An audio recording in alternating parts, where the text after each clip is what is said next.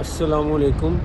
آج 8 نومبر بروز جمعے کی نماز ہم نے پڑھی مسجد حرام کے سامنے جو کلاک ٹاور ہے اس بلڈنگ کی بیک سائڈ پہ ہم پل کے نیچے بیٹھے ہوئے ہیں۔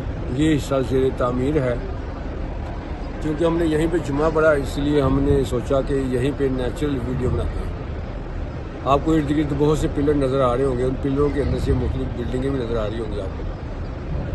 تو کہنا میں یہ چاہتا ہوں کہ الحمدللہ اللہ نے ہمیں مسلمان بنایا ہے، یہ اللہ کا بڑا فضل ہے۔ ہم نے کلمہ پڑھا ہے لا الہ الا اللہ محمد رسول اللہ۔ یہ کلمہ جو ہے اس کا مطلب ہے اللہ کے سوا کوئی عبادت کے لائق نہیں ہے، حضرت محمد صلی اللہ علیہ وسلم اللہ کا رسول ہے۔ اور اس کلمے کی نسبت سے ہم تمام دنیا کے مسلمان آپس میں بھائی بھائی ہیں۔ اور اس کلمے کو ایک ہے کہ ہم نے خود پڑھا ہے، ایک ہے دوسروں تک پہنچانا۔ یہ اس کے فرض میں یہ بھی داخل ہے کہ اس کلمے کو دوسروں تک پہنچانا۔ اس وقت دنیا میں 800 کروڑ یا یوں کہہ لیں 8 ارب پوری دنیا کی آبادی ہے، اور اس میں مسلمان جو ہیں تقریباً 2.2 ارب کے قریب ہیں۔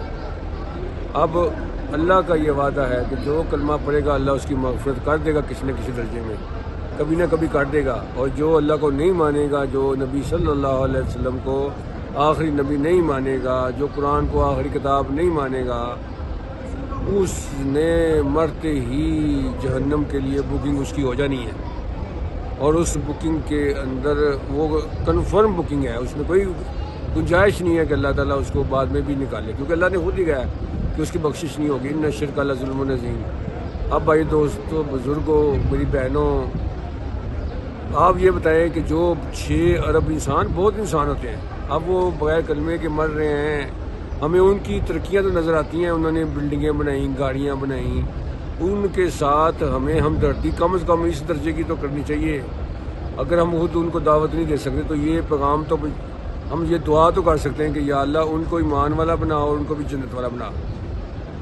ظاہر ایمان کے بغیر تو جنت ملنی نہیں ہے۔ اور اللہ ایک ہے، اللہ کے سوا کوئی عبادت کے لائق نہیں۔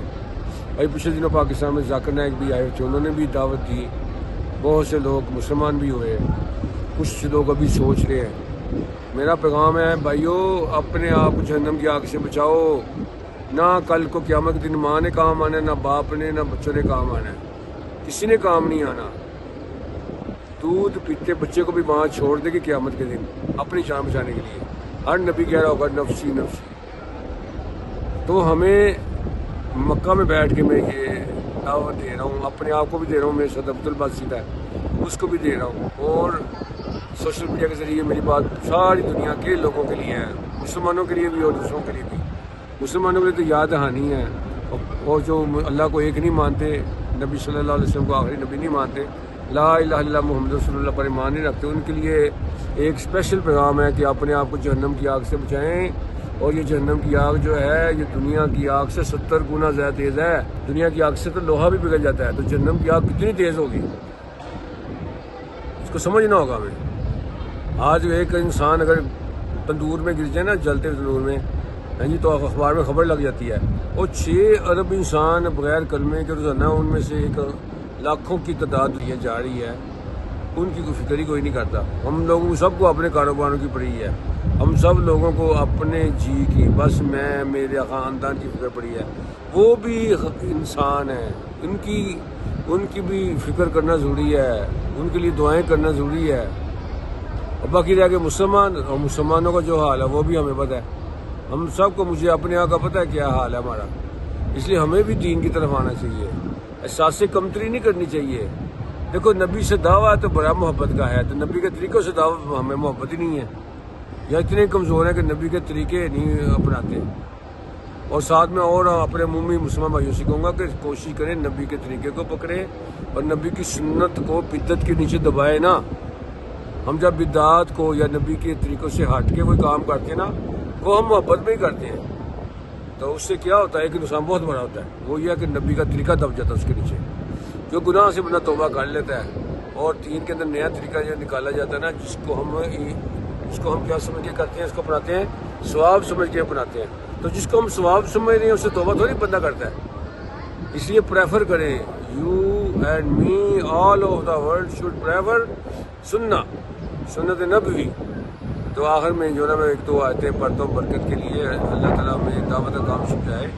ایک آیت ہے, کنتم خیر امت اخرجت للناس تأمرون بالمعروف وتنہون عن المنکر وتؤمنون باللہ. اور کچھ آیتیں اور بھی ہیں. ومن احسن قولا ممن دعا الی اللہ وعمل صالحا وقال اننی من المسلمین. اور اس سے بہتر کس کی بات ہو سکتی ہے جو خدا کی طرف بلائے اور نیک عمل کرے اور کہے کہ میں فرمانبرداروں میں سے ہوں. اسی طرح ایک جگہ ہے قرآن مجید میں, وَذَكِّرْ فَإِنَّ الذِّكْرَىٰ تَنفَعُ الْمُؤْمِنِينَ. اے محمد صلی اللہ علیہ وسلم لوگوں کو سمجھاتے رہیے کیونکہ سمجھانا ایمان والوں کو نفع دے گا.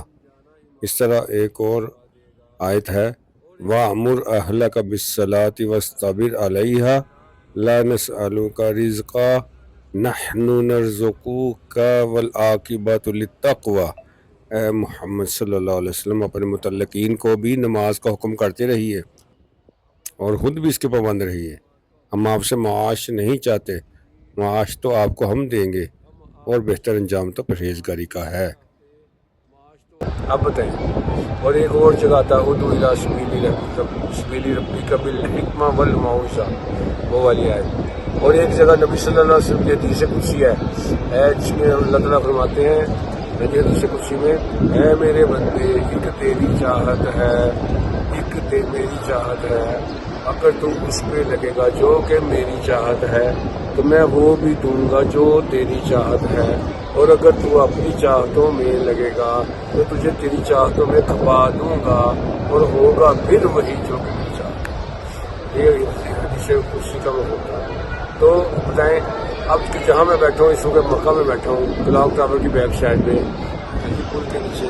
اب بتائیں کہ یہاں سے اسلام کیا ہے انڈیا, پاکستان, ملیشیا میں, اور آج جہاز کے اوپر آئے تو کتنی مشقت اٹھانی پڑتی ہے. اور جب صحابہ کرام گھوڑوں پہ حشروں پہ جاتے ہوں گے, اونٹوں پہ جاتے ہوں گے دور دراز کے علاقے میں, تو ان کو تو مہینے لگتے ہوں گے جانے میں, کتنی مشقتیں اٹھائی ہوں گی. اس وقت مدینہ منورہ میں تقریباً 10-15 ہزار کے قریب قبریں ہیں صحابہ کی, جبکہ حجۃ الوداع کے موقع پہ 1.25 لاکھ کے قریب صحابہ تھے. اب باقی صحابہ کدھر گئے؟ پوری دنیا میں پھیل گئے. یہ سمجھنا ہوگا. حضرت عقبہ بن نافع رضی اللہ عنہ کہاں گئے؟ تونس میں دفن ہو گئے جا کے. حضرت ابو ایوب انصاری کہاں دفن ہوئے؟ استنبول ترکی میں. حضرت حسان کہاں دفن ہوئے؟ جی پشاور میں, چغر مٹی کے مقام کے اوپر. اگر کوئی تبلیغی ساتھی ہمارے محلے میں آئے تو ہم اس کی بات کو تسلی سے سن لیں, بلکہ اس کی بات کو انکار نہ کریں, اس کے ساتھ بحث نہ کریں. وہ تو اللہ کی بات کرے تو ہم اللہ کی بات کو ٹکرا رہے ہیں اس کے ساتھ بحث کر کے. کم از کم ترجمے آپ معذرت کر لیں کہ میں بھی آج نہیں آ سکتا, میں کل آ جاؤں گا, میں کل بات سن لوں گی آپ کی. یا چلو نہیں جا سکتے, معذوری ہے, تو بات تو پھر بھی سن لینا. وہ اتنی دور سے چل کے وہ انٹرنیشنل یا نیشنل لیول کا بندہ آیا ہمارے دروازے پہ, ہم اس کی بات سننے کے لیے تیار ہی نہیں ہے, تو بس استغفر اللہ. وہ بات نہ بھی سنے تو اس مہمان نوازی کے طور پہ ہی سن لیں اس کی بات کو. ہم ایز اے مہمان, ایز اے گیسٹ وہ ہمارے محلے میں ہمارے دروازے پہ آیا, کم از کم اتنا تو کرام اس کا کر لیں. وہ مہمان ہے بھائی, اسے 2 دن میں چلے جانا ہے آپ کے گھر کے پاس سے, آپ محلے کے مسجد چلے جانا ہے. کبھی نہ کریں اللہ کی بات, جو بھی کرے نا, نو کوئی آرگومنٹ نہیں, کوئی بحث نہیں. آپ السلام علیکم.